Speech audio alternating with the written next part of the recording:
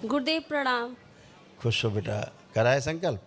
अब देखो डीएनए गड़बड़ था, अभी आप कांख रही थी, आ चालू हो गई थी। अब डीएनए आपने ठीक कर लिया, संकल्प कोई कष्ट नहीं है। जब भी डीएनए आपका गड़बड़ होगा, संकल्प आपका गड़बड़ होगा, तो आप कष्ट में रहेंगी। जी गुरुदेव, पहले से बहुत बेटर लग रहा है। पहले से बहुत बेटर लग रहा है। पहले से बेटर नहीं लग रहा है, 100% बेटर है। अब कुछ बेटर ना हो तो बताओ हमें। जी गुरुदेव।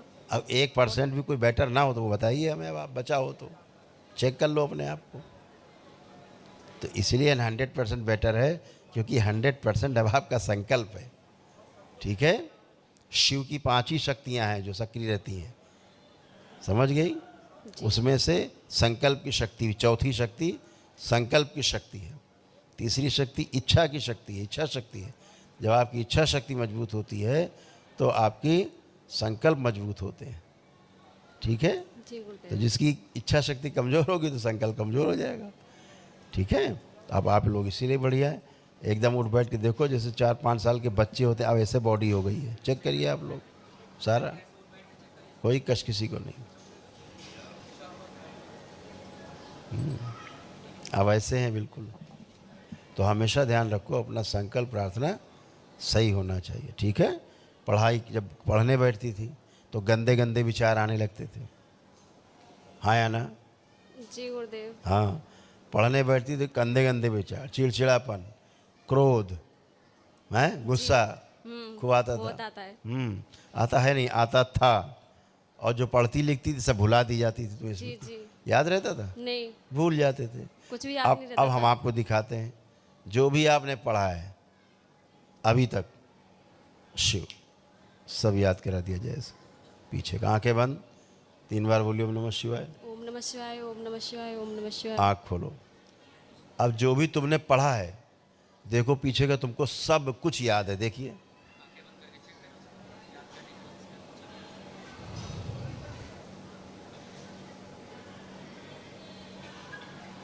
जी गुरुदेव, मैं संकल्प करती थी, मेरा संकल्प पूरा नहीं होता था, मुझे यही पता नहीं रहता था मुझे बोलना क्या है। जब भुला देने वाली स्मृति थी तो सब भुला ही देती थी, संकल्प काहे का करती। अब याद है पीछे का पढ़ा हुआ, यारा याद? जी। अब कैसे याद आ रहा है? क्योंकि कोई आपकी स्मृतियाँ चुरा के ले जाता था। जैसे एआई है, एआई में क्या हो रहा है, स्मृतियाँ चुरा के ले जा रहे हैं दूसरे ग्रहों के लोग, बच्चों की। तो बच्चे पागल हो जा रहे हैं। बच्चों को यही नहीं पता माँ कौन है, बाप कौन है, वो खुद कौन है। चलना कैसे ये भूल जा रहे हैं बच्चे, खाना कैसे ये भूल जा रहे हैं। इतनी तक स्मृति चोरी हो रही है। अभी तो स्मृति के ऊपर पूरे विश्व पे बहुत बड़ा संकट आने वाला है। ये महामारी ऐसी जो किसी के वश की नहीं होगी। ये दरबार की शक्ति जो स्मृतियों को क्षण में वापस करा देता है, छीन के जो ले जाता है। न किसी का औकात नहीं जो अल्जाइमर हो जाए, स्मृति चली जाए, कोई ले आए। जैसे आप पढ़ा लिखा सब भूले थे, दरबार कैसे ले आए सारी स्मृतियाँ आपकी, हैं? अब आप जब परीक्षा देंगे सब कुछ आपको याद रहेगा। पढ़ते समय याद आपको इसके भुला देने के साथ साथ, गंदे गंदे कामुक विचार आने के साथ साथ आपको और क्या होता था कि आलस्य बहुत आता था। पढ़ाई के समय रहता था आलस, भयंकर आलस होता था। लगता था किताब फाड़ के फेंक दें, ऐसे भाव आते थे, फेंक दे किताब सब। जब याद ही नहीं होता कुछ पढ़ के, फ़ायदा क्या है पढ़ाई से, हैं? अब आप खूब पढ़ पाएंगे, अच्छे से पढ़ पाएंगे। अब आपको कभी कभी अपने ऊपर बहुत क्रोध आता था, लगता था दोनों हाथ से पकड़ के गला दबा लें अपना। होता था? जी गुरुदेव। हाँ, ऐसे जान देने का मन करता था। तो ये सब स्मृतियाँ रहती हैं। आप थोड़ा ना मरना चाहते हो, कोई नहीं मरना चाहता संसार में, नहीं पैदा ही क्यों हुआ। मारने वाली वो स्मृतियाँ ही अलग होती हैं। जिसमें चिपक गई वो मरेगा मरेगा, उसको कोई नहीं बचा सकता। इस दरबार के अलावा, भोलेनाथ के अलावा, माँ के अलावा, इस दरबार के अलावा कोई नहीं बचा सकता। ये सब बाबा माँ की शक्ति है कि आप अपने प्रार्थना संकल्प से अच्छे होते हैं।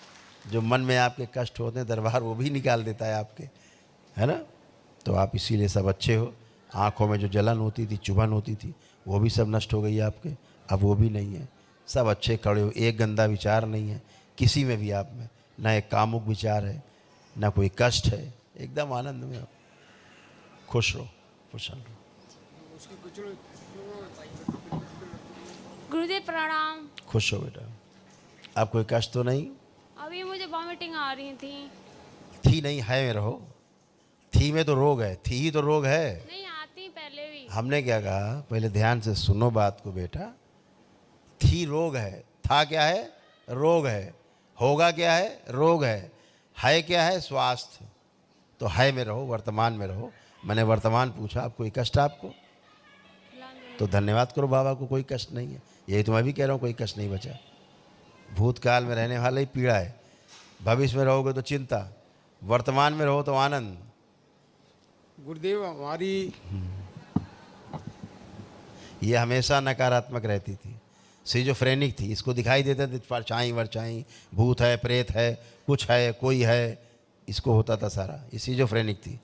अब कुछ लग रहा है? नहीं, मुझे नहीं होता। होता है। हाँ, तुम्हें तो पता ही नहीं होता।